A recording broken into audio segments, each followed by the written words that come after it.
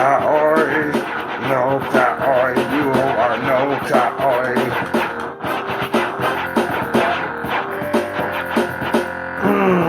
No ka oi. Huma huma nuku nuku apua ah. Let's yeah. Yeah. Yeah, yeah, yeah, yeah, yeah, yeah, yeah. No ka oi!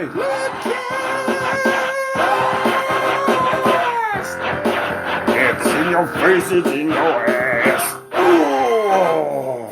Oh, broken. In your puka. Your brown clam. Ah, Pukalani. Pukalani Superette. I remember. Can't fuck with it. Don't fuck with the Pukalani Superette. Poke squid, brah. Poke squid. Ah, tasty. And then one day, you discover Kama Aina.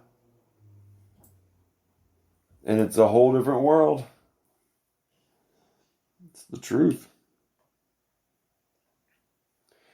Biggest motherfucking avocados I've ever seen anywhere were growing in my backyard. Because there's two kinds of avocados. Did you know that? Two kinds, aren't there? There's more than two kinds. I mean, there may be many variations of them, but I believe there are two basic strains of them. The Hass and then the Renee? What is it?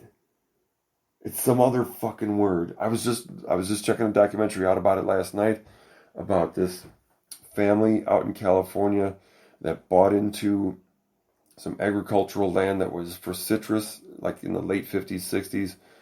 And then the shift came where everything went to avocados. What is it, the Charwell? What the fuck? It's some fucking thing. It's had some strange name that I'd never heard before. But the difference was because the Hass avocado has become overwhelmingly the leader in the world because it boxed well and it shipped well. And you can get it was smaller, so you could get a lot more per box. But the other one was this big, bad son of a bitch. But you could only get like 60 or 70% as many in a carton. So they were like, well, we'll go with the other one, and we'll make more money. That was it. Simple decision. But the other one is like the one that was growing in the backyard of my place on Maui. It was fucking like a softball. I was like, oh my God. That made some... Oh, yeah. The best guacamole I've ever had came from that avocado, Tahitian limes, and whatever, spices we put in it. I can't remember. But yeah, fucking far and away. All other guacamoles, it's like my mom's lasagna. I've had some badass lasagnas, but there's not a goddamn one of them that can even approach the magic that I feel this dish had. Not just me, but my entire family was like, fuck yeah! They would freak out when my mom would do the lasagna throwdown. Because whatever she did, and I watched her a million times, and I still couldn't tell you what it was that she did that made it like, I don't know what it was. She shook a wand or some shit when nobody was looking.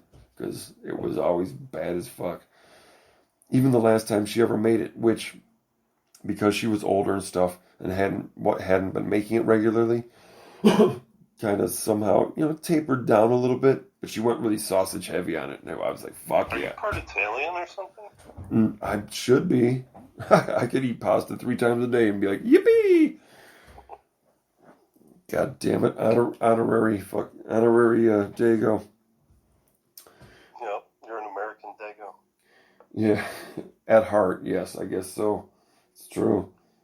If you're American, you're everybody in one. Oh no. Why? We're all one, brother. One. Brother, I don't know why. Which should lead us into the story Yes. that we're about to tell. Brother, it's time to talk story, brother. It is time.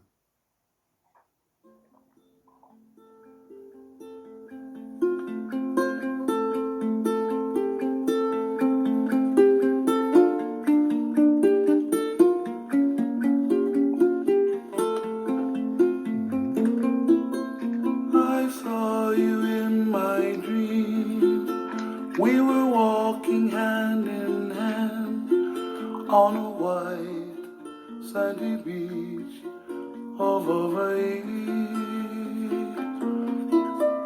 We were playing in the sun. We were having so much fun on a white sandy beach of Hawaii. So that was a dream. Yes, brother. It's true. The big man. They had to retrofit a Volkswagen Bug in order to cart him around. It would take probably a little bit extra reinforcement in the struts and suspension, heavy duty brakes, a little probably widening of the body. It would be modified. It would be custom. But there would be a special spot for a poo-poo platter and a drink built in. Of course. Of course. You got to send him off right. He's got to have a snack on the way to his meal. Full poo-poo platter. So, today, folks, Uncle Mahu is with you. Hi, Uncle Mahu. Hey, how's everybody? Good. Way, yay. All right, everybody, let's have a round of applause for Uncle Mahu. All right. Yeah, that's right. He's worth it. You know it. You're going to get a great story told to you. Chill the fuck out. Relax. Now, today, kids, keikis, ohana, I'm going to tell you a story. I'm going to tell you a story about one fellow. He grew up here in the islands, right? His name, very, very special name, is Pono, Moonbowshine. It's roughly translated into English. It's he who swims with dolphins. And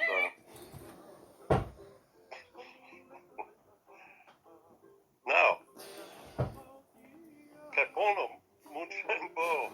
Moonbowshine. He kind of had one rough upbringing. You know, he get all kinds of lickings from everybody because he's a hapa. Was he a rascal? Yeah, he was a rascal. A rascal hapa. Yeah, he was. Now, see, hapa, folks, is it means he's part white and he's part Hawaiian. It means half. You know, like the milk you get sometimes with the coffee. And so this boy, Kaipono, you know, he don't really have a solid kind family because, you know, his father stay white. He's one haole. Now, if you don't know what haole means, it means he's white, more or less. And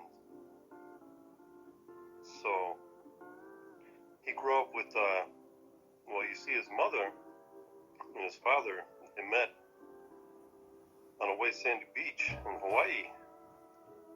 And his father, his name was, what was his name? It was Admiral Wienerschnitzel. Now, you see, Admiral Wienerschnitzel was part of the British military, right? Yes. Yes. Quite. And he'd been at sea for a very long time, you know, and he's, you know how it get when you get no loving, things get a little weird. But when he show up in Hawaii, he's seen this very lovely, large, brown Hawaiian woman. Yes, quite. Voluptuous as I like it. Quite. Her name was Auntie Lani Kahuko, and she was one big one big tittle woman, you know what I'm saying? She was one big kahuko. Yes, quite. My lovely Lani. Well, So, Admiral Winterschnitzel, tell us about this lovely oh, it would be my pleasure. My lovely Lani. You know, life at sea has its challenges, quite. Long stretches with no affection. It was at the end of one of these long journeys overseas. Many men, many sweaty men, for way too long. We arrived on the shores of Hawaii, the shimmering diamond of the Pacific. And when we alighted on the shores, one of the first things I saw was the lovely Lani Kahuko. What a woman, I tell you. Her eyes like radiant shimmering pools in the moonlight. Her breasts. Like the eyes of a monk seal. That's true. Very oceanic in nature, really.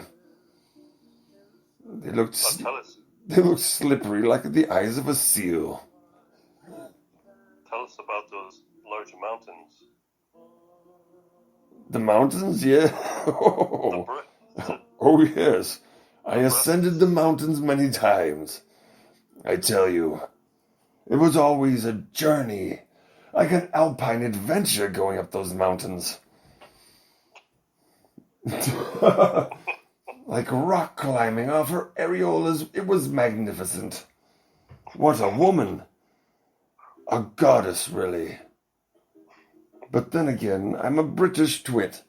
I might be inclined to fuck a boxcar if it was dark enough.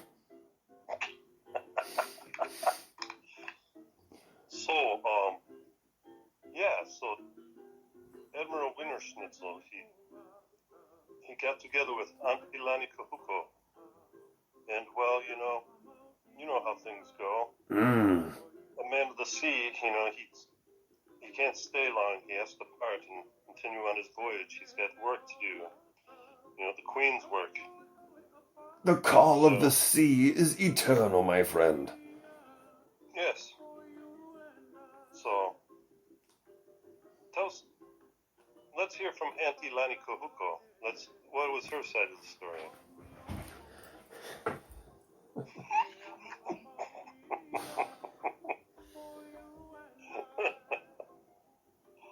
Lani Kahuko. I am Lani Kahuko. I have a story to tell, Ra. Howly bastard, come from sea. Big deal. He sees my fruits. He wants to pick them. Bastard. Very small man. I am very average size for my people. This was a very small man. Howly bastard. Snuck up on me in the middle of the night. Snuck his little wing in before I even knew what happened. Bruh. Da.